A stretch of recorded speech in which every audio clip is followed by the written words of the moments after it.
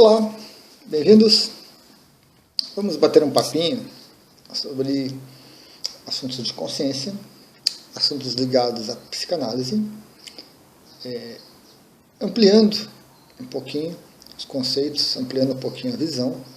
Eu acho uma perspectiva muito válida que nós temos de nós mesmos e da realidade, uma possibilidade de autoconhecimento.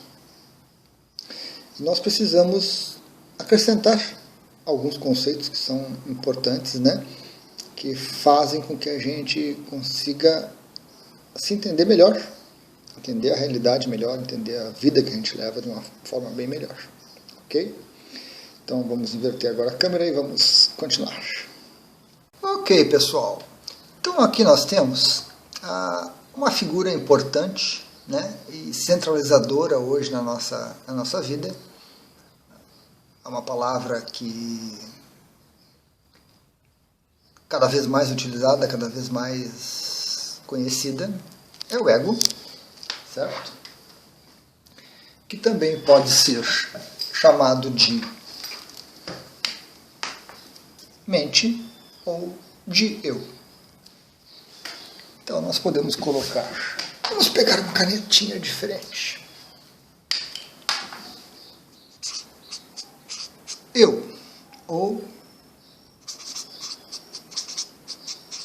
mente. O ego é o grande vilão da atualidade, O ego é o grande vilão.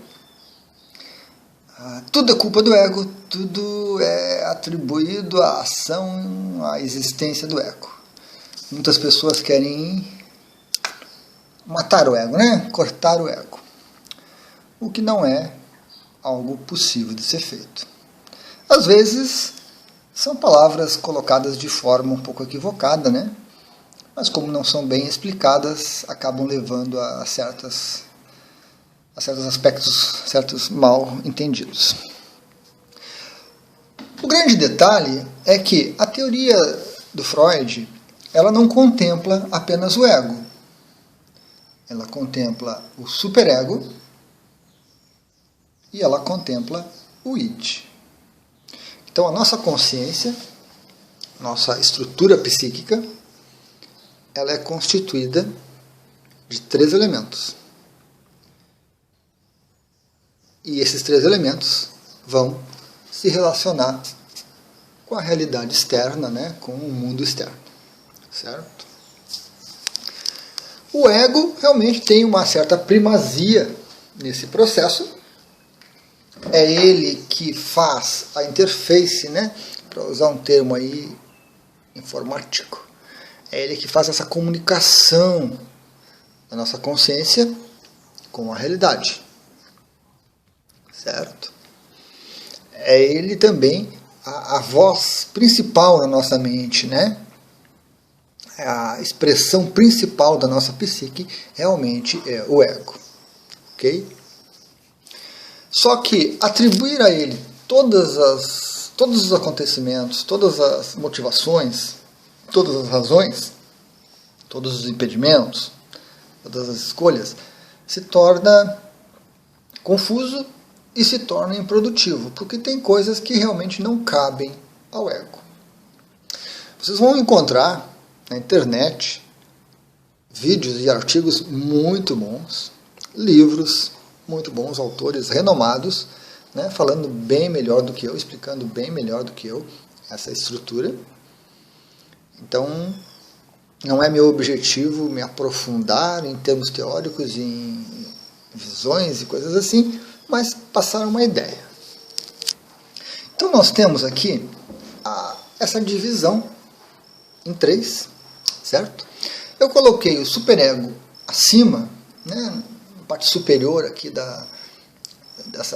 desse círculo, dessa estrutura de consciência que eu coloquei, porque realmente o superego ele tem uma função diferente, uma função importantíssima na nossa consciência, e de uma certa maneira a tradução dele, que seria moral, ou então seria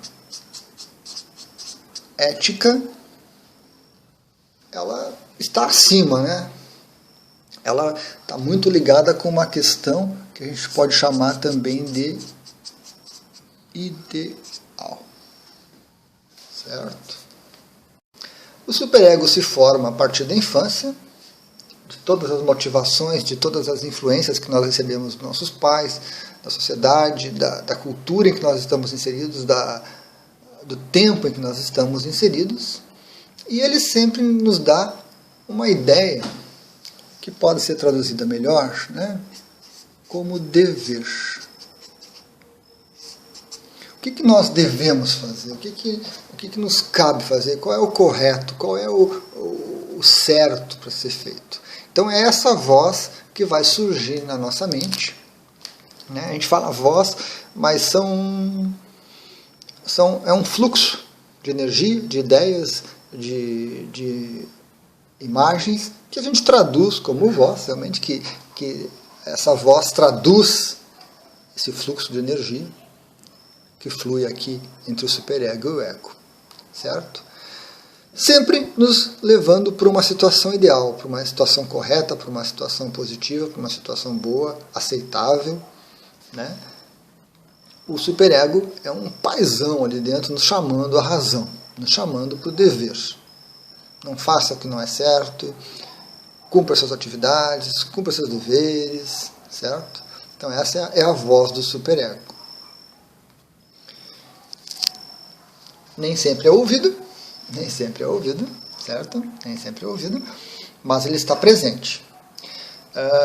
Essa questão de moral, de ética, né? O nível desse nosso ideal, ele é muito variável. Nós temos pessoas que têm uma formação extremamente rígida, com valores extremamente altos, difíceis de atingir, que leva a situações complicadas de vida, e tem pessoas que têm um senso moral muito baixo, uma ética praticamente inexistente, um senso de dever praticamente inexistente. Então, esse superego que teria que fazer um certo controle das nossas ações, né, do nosso relacionamento com a realidade, às vezes ele não funciona de forma saudável, de forma aceitável. Do outro lado, e eu coloquei agora embaixo, certo? Porque realmente o id vem das profundezas do nosso ser e influencia o nosso ego e as nossas ações. Ok? Então, por isso que ele foi colocado na parte de baixo. Tivemos um pequeno contratempo aqui na câmera e eu não gravou alguns detalhes importantes, mas tudo bem, vamos lá. Continuando com o id, a palavra que traduz o id é querer. O id é o repositório de toda a nossa energia psíquica, de toda a nossa vontade, de todos os nossos desejos. E ele se relaciona com o ego, tentando expressar isso na realidade, né? Dizemos que o id se baseia no princípio do prazer. Então ele quer que as nossas necessidades sejam atendidas no exato momento que elas nascem, no exato momento que elas vêm à tona, sem qualquer preocupação.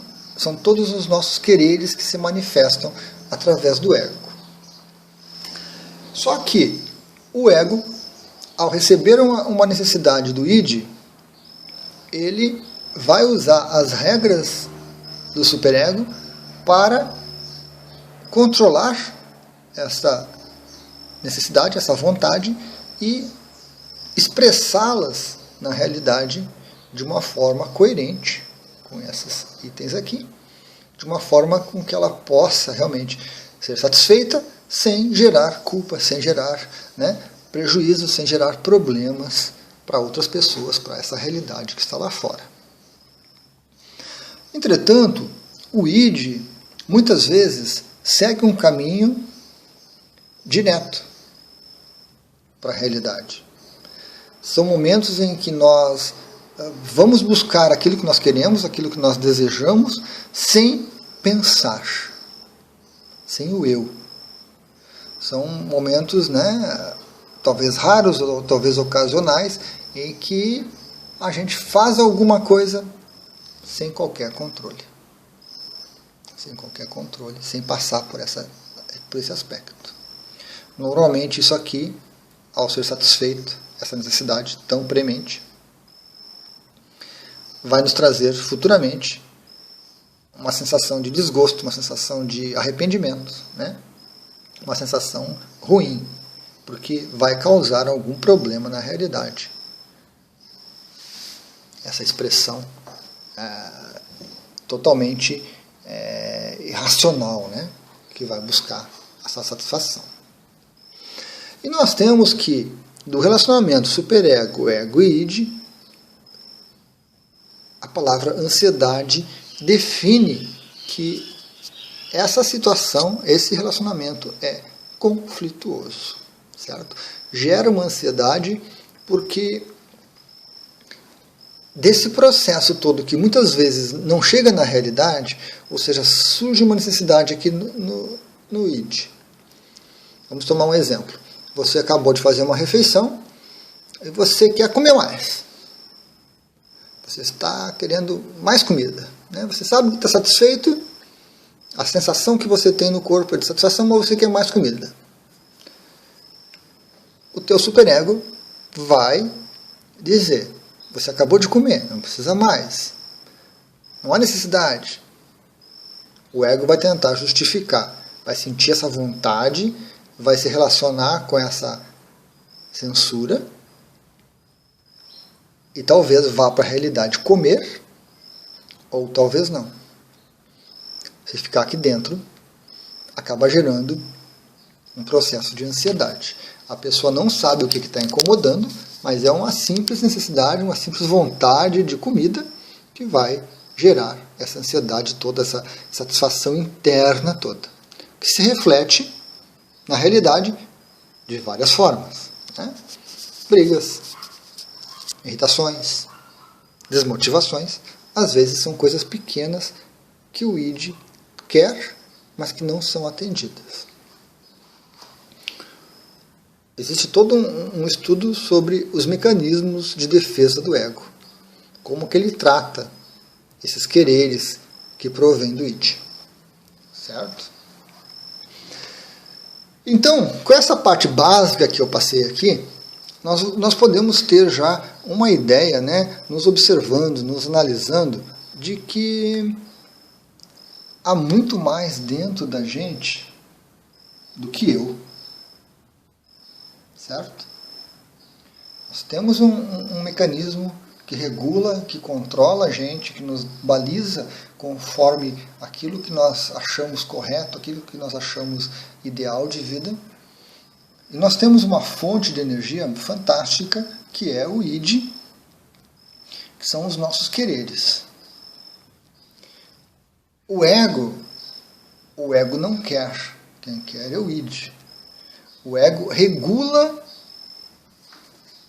esse querer para que ele se expresse na realidade de uma forma coerente, que traga satisfação para o indivíduo e que traga algum resultado, né, fora nessa realidade, que também seja bom para outras pessoas, porque esse bom para os outros vai resultar em algo interessante.